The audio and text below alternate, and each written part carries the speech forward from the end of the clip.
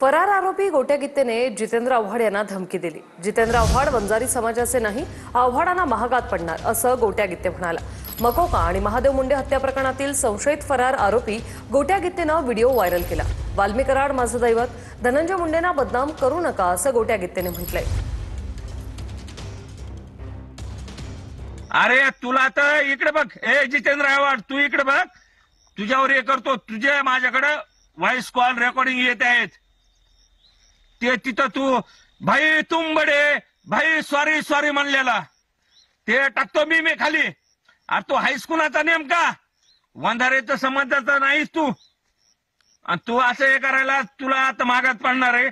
आणि इकडे बघ ना, मी गोटू गित्ते लहान सहान माणूस आहे मी, आणि मला फाशी भेटल न भेटल, पण माझ्या दैवतचा विषय ते इकडे का करायला तुम्ही असं करूच नका ना तुम्ही। पण तुम्ही असं धनंजय मुंडे साहेबाला बी टार्गेट करू नका। धनंजय मुंडे साहेबाला तर टार्गेट केलंच तुम्ही, पण आमचे दैवत आमचे वाल्मिकांना कराड का रे बाबा, काय गोरगरिबाच्या परत येऊन कुणाला बी विचारा हो, परतल्या गोरगरीब जनतेला अगर श्रीमंताला विचारा की अण्णा कोण आहेत ते दैवतच म्हणतील।